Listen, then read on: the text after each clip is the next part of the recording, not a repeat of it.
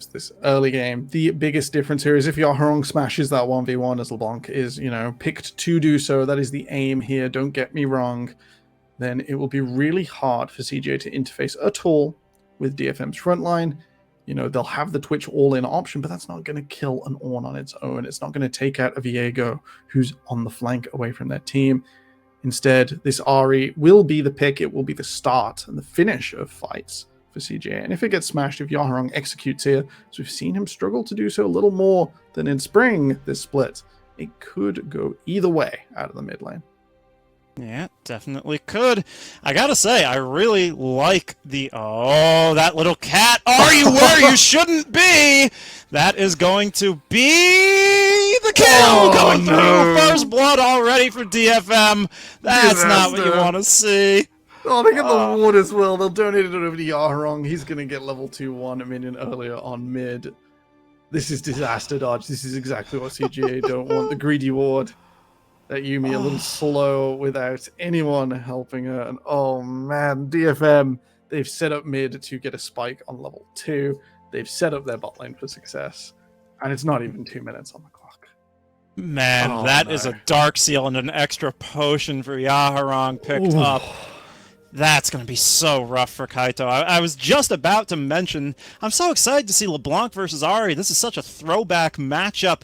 Assassin versus assassin skill matchup. Is it 2013? It might Precisely. be 2013. Precisely, but it might be a bit of a wash now, as the leash is going to come through for Steel. Starting... He's going to go through try to get to Krugs, surely, right? He's not going to... No, he's going to go all the way around. Will be spotted on the ward... No, what?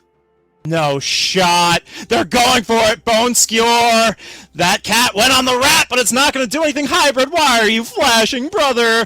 Wait, maybe he gets out with the stealth. Can they actually find the chase down? The red buff is there for Steel.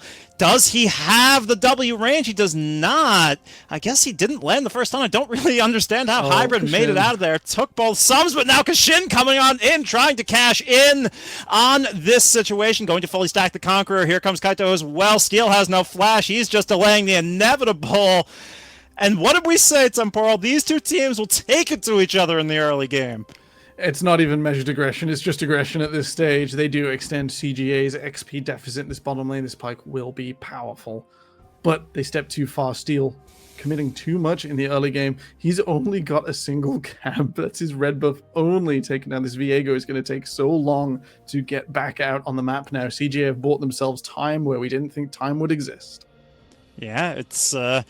a little bit of a flutter step for CGA, well earned, but definitely still going to be a rough one without summoners in that bot lane, save for Nema's heal. Going to have to, rather, Ignite, going to have to be used so judiciously to try and protect themselves. Level 2 finally going to come through as Kashin maybe trying to find another play down here, or just a little bit of juicy scuttle meat. Instead, might have to be the bailout of Kaito. Nope. Nothing doing. No, nothing to be done there. The LeBlanc very, very flexible in moving backwards and away. As soon as she's got that distortion, pings down. That will be Kassin spotted on his buff. Oh, sorry, on his wolves, rather. I kind of want to see both junglers path towards top here. We saw a wave just go under the tower. So now Ebby has a lot of power to either push in or hold the wave.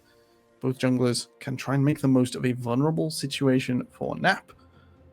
Harp is just continuing to apply pressure in this bottom lane. Pressure across the map. We do see a CS lead in every single lane for DFM. That power of the level 2 and Ahri leaving to make sure Kashin secured the kill onto Steel.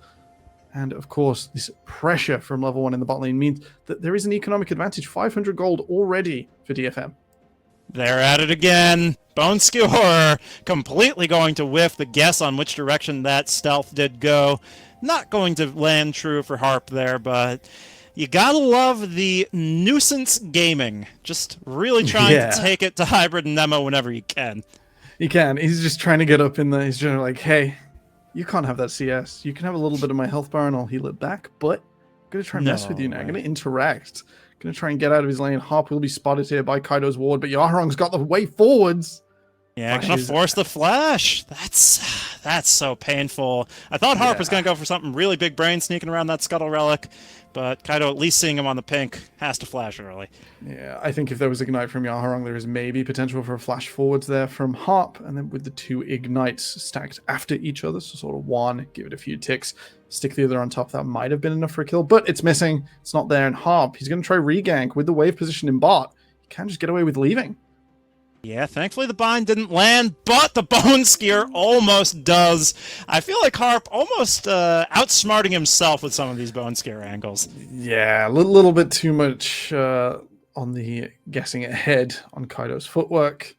Udapon will now get some solo experience. Still up in CS, so Hybrid getting a little bit back isn't the end of the world, but Kishin is going for a lane gank in this bottom lane. He's standing just up behind any wards. He's going to wait for them to be scanned out and move forwards here. With Udapon gone, it's not going to get a huge advantage, but that is numbers for Dragon ahead of DFM. Yeah, level 4 for this Xin Zhao, going in on it. Has the Iron Spike Whip and the refillable pot, but no Vampiric Scepter, nothing of the sort to add extra sustain. Could be a bit dangerous if he gets discovered by a support roam here, but it's not going to happen. They have to deal with the wave. Nemo coming in will offer that sustain that was missing. So that's just going to be a nice clean pickup on a first Drake once the smite comes through. It's not stage 2 yet. It's sort of the duality of Xin Zhao. We see he's always very good at providing like that invulnerability field, the ability to like jump forwards and then be like, hey guys, come save me, we bought some time. But when you get an early kill, when you get loads of farm, can be a carry in his own right, despite having exactly the same items. It's just where he's at with his items, with his XP in the game. With the dragon, that's going to slow him down slightly, but whether he will be that carry as Kaido outsmarts this gang, yeah, a huge question for CGA. Nicely aimed charm. Yeah, that was pretty smooth. Good job, Kaido. We do love to see it from the Fox there. For a moment, I was a bit worried. I was going to say, leave this poor Fox spirit alone. Hasn't she suffered enough at the hands of DFM? But yeah, Yaharong's still trying. Yeah, it is LeBlanc's job, I suppose, to smash this lane, because definitely not going to be super effective if the snowball doesn't continue rolling downhill, right? Yeah, you don't want to get to the stage where LeBlanc isn't able to sort of chip out a carry ahead of an objective. It's sort of the main way she generates advantage for her team later on. So we see it'll just be a continuation of the next few minutes. We'll see DFM trying to interact, CJ seeing if they can just squeak through this early game. They've got the dragon, and the gold lead is, only just about growing as it was earlier. So they're holding on, and now we're looking for a reversal. We want to see that growth slow down from DFM. And see CGA just smoothly go into the mid game. Yeah, it's DFM with the gold lead at about a 1.5K. Not the most worrying trend for CGA. They did pick up that first Drake, so they have something going for them. They have scaling on their side, but DFM, we've seen it do them a million times before. They could make that gold lead explode in a moment if you give them a little bit too much of an angle. Yeah, one big team fight. Normally the way DFM says, oh, this game was even. Now it isn't, because we haven't necessarily got the gold, but we've taken the fights we wanted to. Kaito here, advantaged in the fight. Yeah, that's going to be the charm. Landing has the minions as well to get some extra damage out, but the binding is good. The item advantage going to be the difference maker for Yaharong there. And now we have a bit of a situation brewing around this Herald. All right, DFM got on first. Yaharong is there to support Kashin, all on his little lonesome. Yeah, that was just an unfortunate series of events as the flash pull through on the stun, not going to come through for Harp. Kaito and Nemo going to get out, but the Rift Herald will be the prize for DFM as Kishin was just in a really rough spot. Going to pop the corners, Kaito up at the Bone Skier, max distance. Lock it up, baby. That's another kill secured for DFM. All right, forget Mickey Pike. It is now Harp Pike time, our all-star support who always makes bot lane look so good. The max range hook time and time again secures DFM a colossal advantage. That's a 2K explosion this mid-game as our main character of the LJL, even if they're not top in the standings, establish themselves. Before 10 minutes, they are out on the map, and it's looking good. Aye, that it is, and we're at that stage that we've all been in our solo queue games temporal. The cat has abandoned the rat for the jungler. Yeah, we're going to see the replay here just before we cut back to live. DFM get in first, and Kashin gets interfered with here. You'll notice he gets the challenge off, but the ultimate does not knock anyone away if you've challenged them. It does not knock away the Ornn, who is unstoppable, so falls down relatively quickly. Harp and Yaharong here continue to apply the pressure, and as soon as the chains come through, it's real simple for Harp to just nail Kaido in the mid lane. Makes it look so good. And I was doing my prep for this game, and that's actually going to be okay. Frog collected by jungler. No big deal. But yeah, it's so funny. I was doing my prep for this game, and Harp, I was watching the VODs back. I was like, wow, this guy has such an intelligent understanding of roam timings. He's so far ahead all the other supports in the LJL in terms of making his roams impactful. But when you're playing Pike Temporal, it doesn't need that big brain understanding of when to pair up with the jungler, when to get out of lane. You press W, you go mid on repeat. We've seen it over and over again. But now he is bot lane. Kashin off to the side.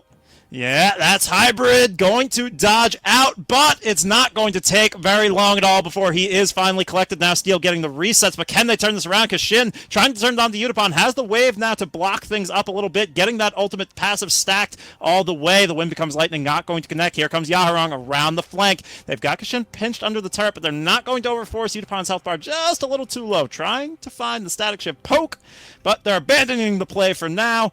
Goes about as well as could be expected for CGA. Yeah, Kashin was there for the reversal. Yaharong is going to try and keep going in mid lane. Yeah, just going to get the chunk. Yeah, I just decided, hey, you're not allowed to contest this for a little while longer. With that bot lane fight, it was a bit concerning.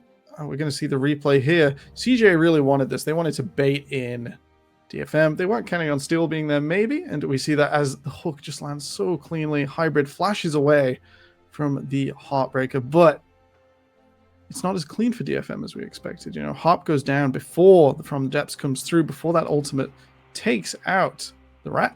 And with that, it ends up being a bit devolved of a fight. Not the cleanest win that DFM were looking for. Their advantage is only maintained, not expanded. Indeed. Going to have to see a bit more execution come out from them. They're looking for it. Speaking of executes, here comes Harp. Doesn't land the stun, but the Bone Skewer does find the target this time. And that's just a blow-up onto that little rodent in the bot lane. Yeah, the Twitch not dealing so well. Just being out on the lane. DFM, they're just going to repeat gang this over and over again. Try and make the most of Twitch's vulnerabilities. As soon as you get onto the rat, there is pretty much no way out that doesn't rhyme with burn all of your summoners. DFM, they're spreading their advantage out across the map now. They're going to try and bait Kaito in. Yeah, Yaharong, I love this. Every time we cut mid, he's just going forward. That's a nice dodge on to the Bone Skewer from Harp, but they will drop the Herald. Can CGA stop this from getting into the turret? The eye is exposed, but it will find the plates. That's a little bit of gold going DFM's way, but credit to Kaito. He's dodged out on these over-aggressive attempts over and over again. Now it's Hybrid onto Utapon, but he can just go over the wall. 200 years. Imagine if Twitch could go walls. That'd be crazy. Oh, and also look a lot like Zeri, so never mind, But just an even trade, even from 2 levels behind, is a good sign that Blade of the Rune King is completed and is offering Hybrid a brief power spike. Going to try and see the Dragon take here. CJ try and make the most of it, but don't get me wrong, their carries are behind DFM's, and DFM are rushing forwards. Yeah, it does look like they will collect that Drake in time, however, not going to be interfered with. Did it right on that Scuttle Crab relic, no fear. CGA getting themselves their second Drake here as the Infernal Rift does spread its ashes all amongst the place. Kassin not going to land. The wind becomes lightning so close. The fancy footwork from Utapon, just dancing backwards and forwards in the neutral. I'm really disappointed. I thought DFM could go forwards there rather easily and sort of not commit to the dragon and just try and sort of shop for anything on the out. They didn't need to stick to those minion waves, I feel. But they're going to take it cool, calm, and collected into the next few minutes. We are well and truly into the mid-game dodge, and with Herald coming up, the question is, where will DFM go next? They're going to try and run it back on mid, but they don't have the extra support this time. No, they do not. Stun not going to connect. Kaito, I mean, he's just gotten used to it at this point. Yeah. It's been 10 seconds since I've seen a second person in my lane. Better back up. It's difficult. The Ahri not having the ability to sort of play through this lane. The LeBlanc doing so much to just suppress CJ's approach vector in the later game. I have to see. I have to give it a few more minutes. See if CJ can get into one good fight. Maybe it'll be this Herald. It might be the Dragon afterwards. But if they're going to swing back, they've got to do it soon, or this Zeri is going to skate away with this game. Yeah, definitely so. Kasin moving forward to try and see what he can see ahead of this second Rift Herald spawn. And they do have a nice little setup. Do CGA. Maybe Kaito can finally be aggressive with these charms, and it will land onto steel. Not going to be the most impactful chunk out, though, from this behind position. No mythic for Kaito. He's not as strong as he will be. CGA, they're going to start this one up quickly. They do see Yahorong in bot lane. He's holding the teleport, though. With that ward just in front of the pit, I think we're going to see DFM come together over this one. They are on the approach. Yeah, here comes the TP. Ebby has the call of the Forge God, and here it comes. But that is going to be the two-man knock-up. The execute doesn't land those depths. Not going to be explored by the Pike, but it doesn't quite matter for DFM. They pick up an easy team fight victory, pinch CGA in the Herald pit, and secure that Herald for themselves. They're going to keep the snowball rolling, and I don't think there are many breaks left on this train. You know, you don't see anything disastrous from CGA, but everyone's behind. It's not a small amount of CS in mid. It's not a small amount of CS in bot. It's difficult now. With the long-range Ornn engage, they should be able to pick off the rat repeatedly. Udapon found on his own will suffer a little, but that's all that Twitch can really do right now without committing ultimates, without committing summoners. Oh my goodness, Yahorong under the turret, going to take Hybrid so low, but thankfully there is a Yuumi there. Yuumi's not going to be able to save the turret, though. That second Herald does find the mid lane tier 1. Nice little bit of pressure being exerted from Detonation FocusMe. We'll see the replay of the Herald fight here. That ward placed earlier just lets Udapon get right up in the front row. Ebby, let's have a look at our superstar top laner here. Does something cute and repositions himself with his face to ensure that the Ornn Horn will get the maximum of the front line of CGA. And once you're through there, Yahorong and Udapon would have a great time were CGA not to disengage with their tails between their legs as they run back to mid. Yeah, it's starting to be a very, very auspicious economic situation for DFM. They invested well, and now their returns are coming in. It's a 6K lead, and they should have everything they need to force a good setup for this Infernal Drake that will be hitting the Rift in about a minute. One more rotation of vision before you get in. And with Yuumi in the top side, it looks like CGA might struggle here a little. Harp has got tons of wards in his inventory. We've got a fully stacked item, a support item, and a control ward.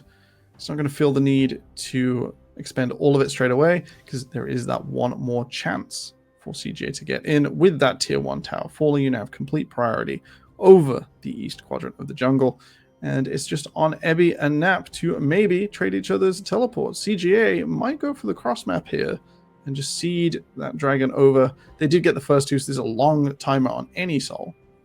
Yeah, Evie saving that mobility correctly, though, as now Hybrid trying to open up on these members of DFM around this mid lane tier 2. Yahorong, this guy just keeps going forward. It's so much fun to watch. Finally, a bit of an objective bounty claimed for CGA, though. At least they get something, but it's starting to feel very floundering from them. Yeah, Yahorong just explodes with damage. This is a great thing about the LeBlanc. Doesn't it need to finish the kill and can just fall away and prepare to do it again in 20 seconds.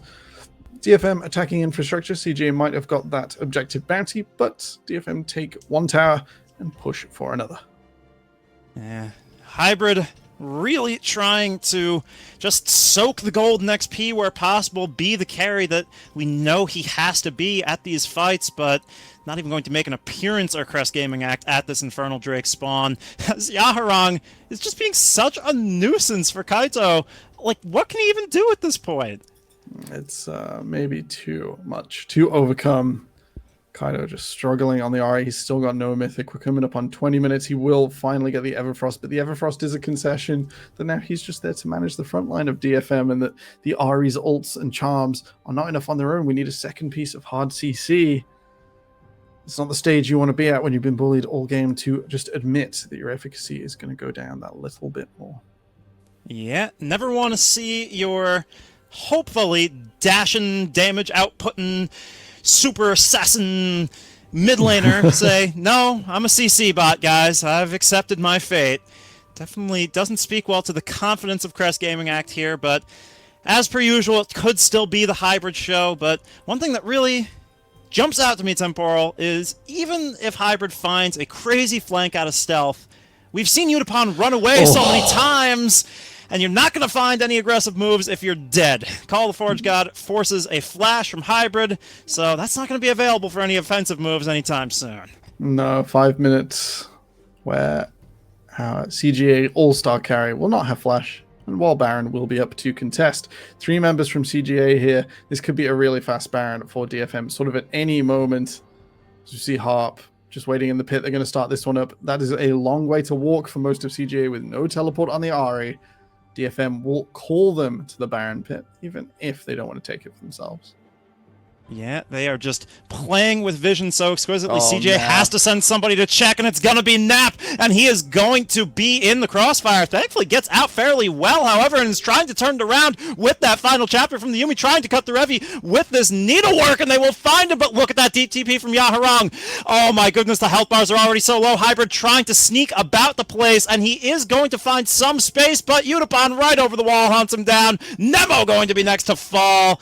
DFM just too clean, too far ahead. There's nothing you can do to stop them right now, and Baron is next on the menu. CGA do get that bottom tower, they do get an objective bounty, but it pales in comparison as DFM take an explosive teamfight victory. They get the Baron, they bought CGA up here, and they did not let them get in. We saw Ebby fall a little uncharacteristic, a little bit disjointed in the early stages, but Detonation FocusMe are so far ahead. They can just smack CGA with their wallets at this stage. Flip that coin, but DFM has a wallet full of notes. That they do, as we do get a replay here if you want to break it down for us. All right, we're going to see Nap just get away with a little bit of murder there and be the vehicle for the Yuumi. Hold Ebby still. That is the objective bounty we see coming through. But that means Ahri isn't here. That means no Kaido to manage that front line. And it's pretty obvious as Utapon comes forwards completely uncontested here. Yaharong does a little bit of extra damage, and Hybrid left alone, pretty much isolated from the rest of his team. The Yuumi not enough to save him at this time. Will fall, and that's a Baron over an extreme lead. We're nearly up to 10,000 gold dodge for Detonation FocusMe. At 20 minutes, that's what I would call stomp territory here for Detonation FocusMe. It's getting faster. The wheels are spinning. We had hoped for CGA to show something here, and they did a much better job, honestly, in the last meeting between these two teams. It was Crest Gaming Act in that one, getting on to Soul Point and really maintaining a good amount of effectiveness in the early game until they finally threw around a Baron fight at 20 minutes, and it's echoes of the same, but even less effective for Crest Gaming Act. Speaks well to DFM starting to really, hit their high water mark. They are. They're hitting their stride. They're going faster and faster. We saw CJ try and pull something cute there, just ran at Yaharong from the side, but it's the LeBlanc who can just distort away. It's a lot to be investing into a champion that can just walk away from you. They might reclaim a little bit of control over mid. This tower is still up at this time, but with Infernal Dragon only 50 seconds away, they are about 15 seconds from having to pull the trigger, from having to get something. Otherwise, this will be a concession at Infernal Drake. Yeah, Kasen going over the wall. I'm not sure if that was the dash or the Bone Skewer. Bone Skewer. Going to use the Grand Challenge defensively is now Steel starting things up once again. And look at Utapon's damage. Oh my goodness, over the wall. No fear. This is just what Detonation FocusMe does when they are on form.